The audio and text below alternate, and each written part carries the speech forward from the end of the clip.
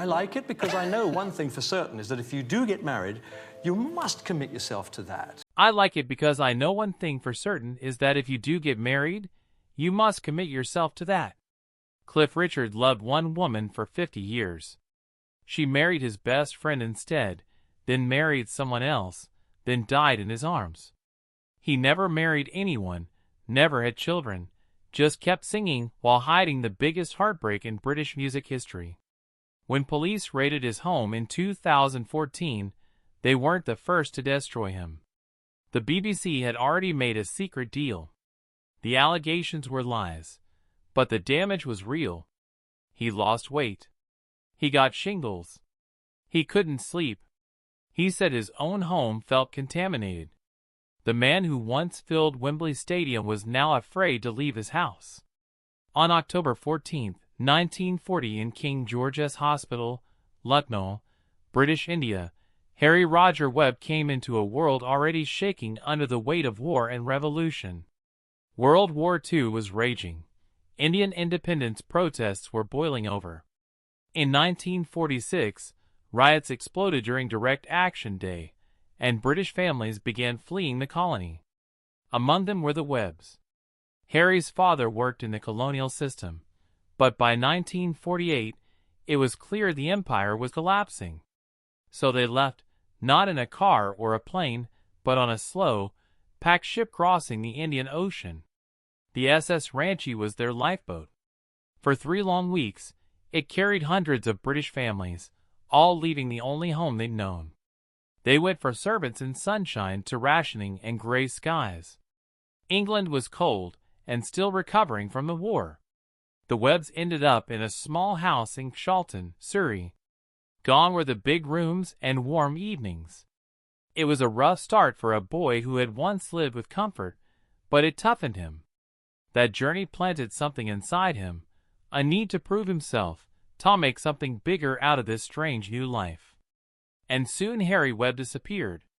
A man named Harry Grader X was watching closely. He managed talent and had an eye for trends. He told Harry, "You need a name that sounds like rock." "Cliff," he suggested. Strong, British, solid, like a cliff face. Then came Richard, a tribute to Little Richard, the wild American rock star. Harry Webb was gone. Cliff Richard was born. He didn't just change his name. It changed British music. On August 29, 1958, a song called Move It came out. It sounded raw, loud, and rebellious. Nothing like the clean, polite pop of the time. Cliff was only 18. The song hit number 2 on the UK charts and set off a shock wave. For the first time, British teenagers had their own rock star. He wasn't copying America. He was creating something new. That one song opened the door for everyone who followed. The Beatles, the Stones, and beyond. But it wasn't just the music. It was the mania. When Cliff went on tour that same year, Britain went mad. Girls screamed, cried, and fainted. Boys hated him for stealing the spotlight.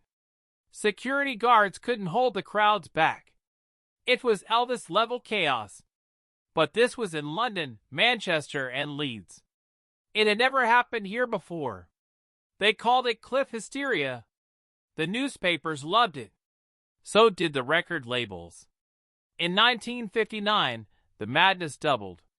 Cliff released Living Dull. He didn't even want to. Head Hot, the song was too soft, too fake. I hated it, he told his producer. But the band changed it to a slow country-style ballad. It hit number 1 and stayed there for 6 weeks, selling 770,000 copies. He got a silver disc in November. By January, he had a gold.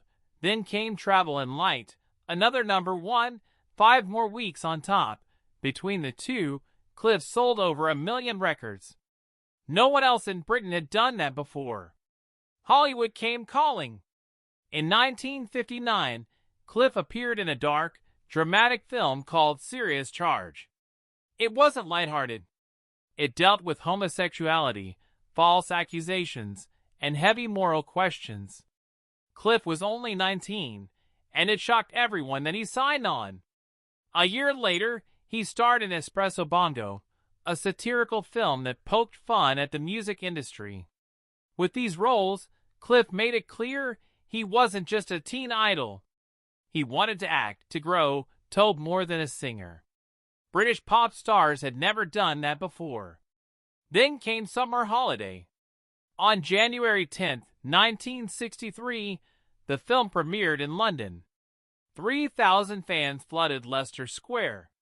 Cliff couldn't even get out of his car. That night, he missed his own premiere, but it didn't matter. The soundtrack hit #1 on the UK albums chart before the film even hit theaters nationwide. It stayed there for 14 straight weeks. Multiple songs from the film reached #1 the next time. Bachelor Boy, Summer Holiday, even the Shadows' instrumental, Foot Tapper, topped the charts. The movie was the second biggest British box office hit of 1963, just behind From Russia with Love. And in that same year, Cliff was voted the most popular film star in the UK. But then came the Beatles. Most assumed Cliff would be swept aside. Yet in 1964, right in the heart of Beatlemania, Cliff released 6 top 10 hits. The Beatles only managed 5. His songs like Constantly on the Beach and I Could Easily Fall in Love with You kept him in the spotlight. Even when the Beatles were revolutionizing music and storming America, Cliff was holding his ground at home. The battle was real. His movie Summer Holiday and the Beatles' A Hard Day's Night clashed at cinemas across the country. Both broke records, but British audiences hadn't forgotten who had come first. Even Paul McCartney admitted it. He once said that the Beatles left for Hamburg because Cliff had everything sewn up in Britain. And John Lennon said it plainly before Cliff Richard and Move It, there was nothing worth listening to in England. In 1965, something truly unexpected happened. New Musical Express held a global readers' poll. Fans were asked to pick the world's top male singer. Cliff beat Elvis. He beat Lennon. He beat McCartney. That year, the Beatles released Help and Rubber Soul. Elvis was still selling out everywhere, but Cliff won. Why? Because even with the world changing around him, Cliff kept evolving. He didn't try to be the Beatles. He didn't chase trends. He balanced pop ballads, faith-friendly films, and genuine charm. He was consistent, and for fans around the world, that mattered. He was their rock before the British invasion and long after it. In June 1966, something happened that no one in the music world saw coming. At Earl's Court, Cliff Richard walked out onto the stage, not to sing, but to stand beside American evangelist Billy Graham and tell thousands of people that he had become a Christian. This wasn't just a quiet personal decision. It was a bold public testimony broadcast across the country.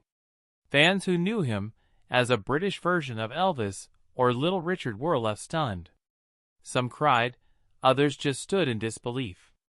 The man they loved for his rebellious energy had taken a turn they never expected. But this moment wasn't random. It was the end of a spiritual journey that had started 2 years earlier.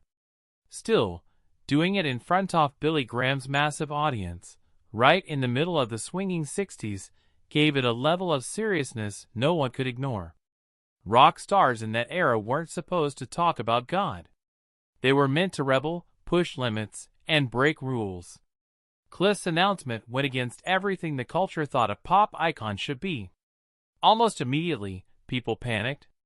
Some fans thought it was the end of his music career. Industry insiders whispered that he might quit and become a teacher. That idea wasn't far off. Cliff himself considered leaving the stage behind for good. He thought maybe he couldn't be a proper Christian and stay in the spotlight. Music magazines began speculating who would take his place. Booking agents backed off. The industry believed that you couldn't be both spiritual and a star. And for a while, Cliff wasn't sure either. But then something changed. Cliff didn't disappear. He stayed. And by doing so, he created something brand new. He didn't drop his faith, and he didn't quit music. Instead, he found a way to combine the two. He became the first major UK pop star to openly live his faith while staying in the charts. Nobody had done that before. Not like this. He proved you didn't have to pick one life over the other. You could be honest about your beliefs and still fill concert halls. This choice wasn't just career survival. It changed who he was. Cliff later admitted that his rock and roll image had been fake. He wasn't confident. He was just pretending. But after becoming a Christian, that changed. He said, "My confidence grew. My attitude changed. It wasn't important to be right all the time. The pressure to play a role disappeared. He felt free to be real." That new confidence helped him perform better, even as the Beatles and Eurobeat acts dominated the charts. While others tried to keep up, Cliff grew stronger because he finally felt like himself. But by the mid-70s, Cliff's career hit a low. In 1975, for the first time, he didn't have a single song in the charts. People were starting to think his time was over. Then came Devil Woman, released in April 1976. The song was loud, edgy, and darker than anything he'd done before. It told a strange story about a psychic, a curse, and a stray cat. But more importantly, it rocked.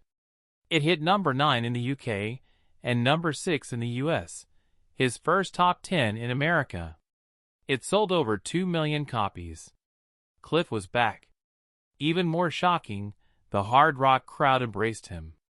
Jimmy Page,